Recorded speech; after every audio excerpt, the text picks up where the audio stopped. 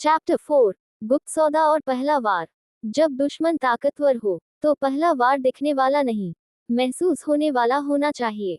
रात के 3 बजे थे। शर्मा मैंशन पूरी तरह खामोश था, लेकिन रूही शर्मा की आंखों में नींद नहीं थी। उसका दिमाग पिछले 24 घंटों की हर बात दोबारा जी रहा था। वीर की निगाहें, काली एसयूवी और आदित्य मल्होत्रा की चेतावनी। अब और इंतजार नहीं, रूही ने खुद से कहा। न्यू मून पहली चाल घर के अंदर। रूही ने अपना लैपटॉप खोला, एन्क्रिप्टेड सिक्योरिटी सिस्टम में लॉग इन किया। शर्मा ग्रुप की internal files, political funding records और अलायंस डॉक्यूमेंट्स एक एक कर स्क्रीन पर खुलते गए। उसे पता था, वीर ने सिर्फ बाहर नहीं, इस घर के अंदर भी अपने लोग बिठा रखे थे। इस बार सफाई यहीं से शुरू होगी। उसने एक नाम हाईलाइट किया, महेश वर्मा, राजीव शर्मा का ट्रस्टेड पॉलिटिकल एडवाइजर। रूही की उंगलियां रुक गईं। पिछली जिंदगी में यही आदमी आखिरी मीटिंग में मौजूद था। ब्रेन यादों का वार, अचानक फ्लैशबैक, वीर की आवाज, डॉक्यूमेंट्स कैल हाई साइन करवाने हैं। महेश वर्मा का सिर हिलाना, और फिर अगली सुबह रूही की मौत। तो तुम थे। रूही की आंखों में ठंड उतर आई। फोन, पहला गुप्त फोन। रूही ने फोन उठाया और एक नंबर डायल किया। दूसरी तरफ 3 रिंग्स के बाद आवाज आई, मल्होत्रा बोल रहा हूं। रूही ने एक पल की चुप्पी के बाद कहा, मिस्टर आदित्य मल्होत्रा, अगर मैं कहूं कि मुझे आपके दुश्मन का दुश्मन बनना है, तो आप मिलेंगी। फोन के उस पार हल्की सी हंसी सुनाई दी। लोकेशन भेजिए, आदित्य ने कहा। मैं आ रहा हूं। कैंडल गुप्त मुलाकात। दिल्ली का एक पुराना हेरिटेज बंगलो। ना सीसीटीवी, ना गार्ड्स। रूही पहले पहुंची। कुछ देर बाद आदित्य अंदर आया। दोनों आमने सामने खड़े थे।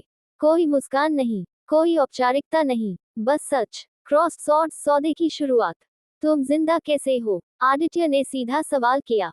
रूही की पलकों में एक पल के लिए मौत की तस्वीर चमकी। क्योंकि मेरी मौत कंप्लीट नहीं हुई, उसने शांत आवाज में कहा। वीर ने मुझे मारा, पार मेन वापस आ गई। आदित्य ने उसकी आंखों में देखा। उसे झूठ नहीं दिखा, उसे दर्द दिखा, और गुस्सा। वीर ने मेरे भाई को भी मारा था, आदित्य ने कहा। रूही की सांस रुक गई। तो यही रिश्ता है, सच का गठबंधन। रूही ने पेनड्राइव टेबल पर रख दी। इसमें वीर के इलीगल फंडिंग, प्लान्ड एक्सीडेंट्स और पॉलिटिकल मर्डर्स के प्रूफ हैं। आदित्य ने पेनड्राइव उठाए, उसके जबड़े सख्त हो गए। तुम क्या चाहती हो? उसने पूछा। रूही ने बिना हिचक कहा, उसका सब कुछ। कमरे में सन्नाटा फैल गया। फिर आदित्य बोला, डील, लेकिन रूल्स मेरे होंगे। रूही ने सिर हिलाया। बदला मैं चाहती हूँ, उसने कहा। टैरिफ तुम्हारे होंगे। फायर, पहला टारगेट तय। आदित्य ने मैप खोला। वीर को डायरेक्टली टच नहीं कर सकते, उसने समझाया। उसके पहले उसकी सप्लाई लाइन तोड़नी होगी। रूही ने महेश वर्मा की फाइल सामने रखी। यहीं से शुरू करते हैं। आदित्य की आंखों में खतरनाक चमक आई। परफेक्ट, पहला वार बिना खून के। अगले दिन दिल्ली के पॉलिटिकल सर्कल में एक खबर आग की तरह फैली। Mahesh Verma arrested for money laundering. Media हिल गया, ऑपोजिशन चिल्लाने लगी। वीर ने टीवी पर खबर देखी और ग्लास तोड़ दिया। कौन? उसने गुस्से में कहा। उसका फोन बजा। सर, शर्मा ग्रुप ने कोऑपरेशन विथड्रॉ कर लिया है। वीर का चेहरा पीला पड़ गया। रूही, उसने दांत भींचे। अमावस्या, रूही की पहली जीत। रूही बालकनी में खड़ी ये खबर देख रही थी।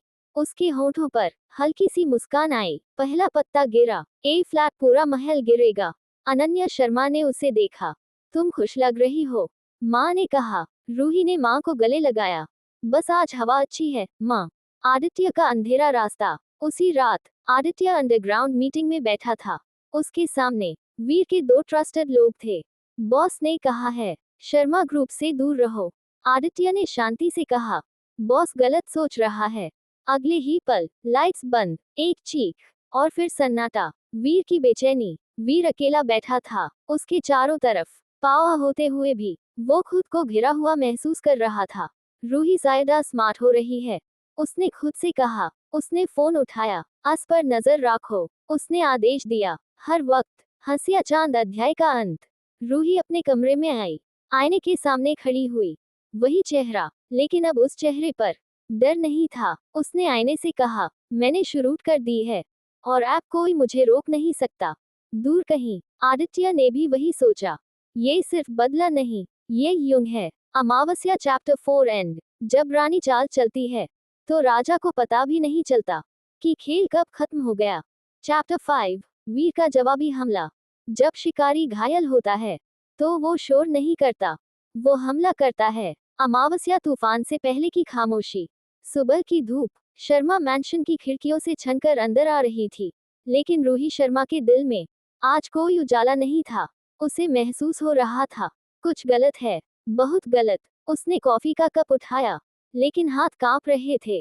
वीर चुप रहने वालों में से नहीं है, उसने खुद से कहा। वो जरूर जवाब देगा। सेल फोन पहला संकेत। रूही का फोन वाइब्रेट हुआ। Unknown number. उसने कॉल उठाए। दूसरी तरफ सिर्फ सांसों की आवाज थी। फिर एक धीमी, जहरीली आवाज। तुम्हें लगता है तुम मुझे तोड़ सकती हो, रूही? रूही का दिल जोर से धड़का। वीर, एक पत्ता गिराया है तुमने, उसने हंसते हुए कहा। ए फ्लैट में पूरा जंगल हिलौंगा।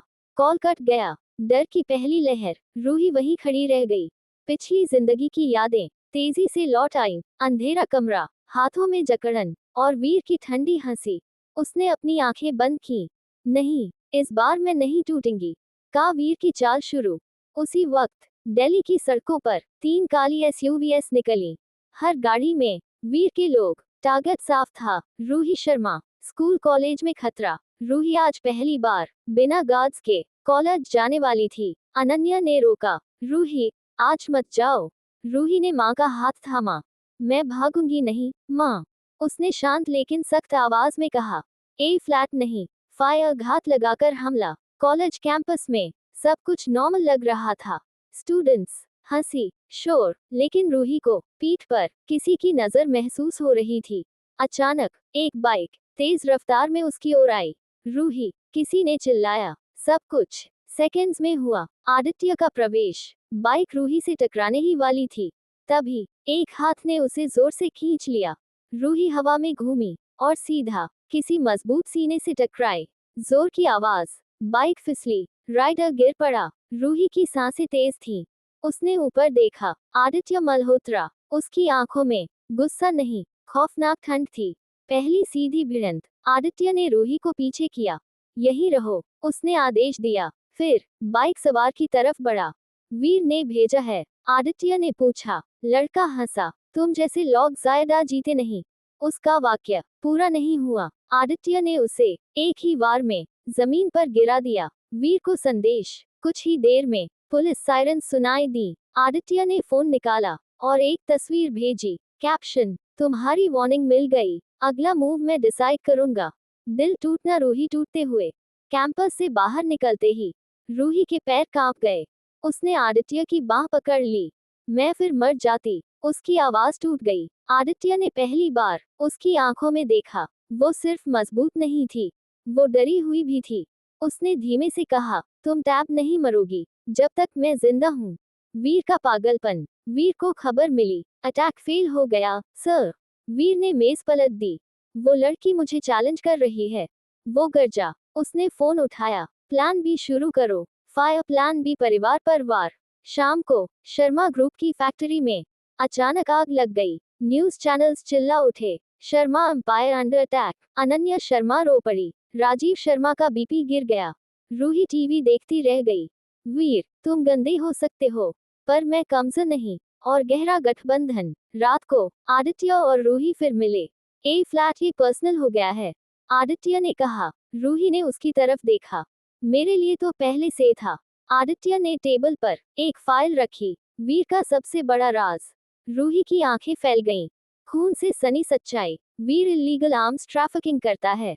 आदित्य बोला। नेक्स्ट शिपमेंट कल रात। रूही ने गहरी सांस ली। इस बार हम सिर्फ डिफेंस में नहीं रहेंगे। आदित्य मुस्कुराया। वो मुस्कान खतरनाक थी। एग्जैक्टली। अमावस्या। वीर का डर। वीर अकेला बैठा था। पहली बार उसने खुद को असुरक्षित महसूस किया। रूही, उसने बुदबुदाया, तुम मेरी सबसे बड़ी गलती हो। अध्याय का अंत। रूही अपनी बालकनी में खड़ी जलती हुई फैक्ट्री की तस्वीर देख रही थी। उसकी आंखों में आंसू थे, लेकिन हाथ मुट्ठी बने हुए थे। तुमने मेरी दुनिया जलाई है, उसने धीरे से कहा। ए फ्लैट, मैं तुम्हारी जलाऊंगी।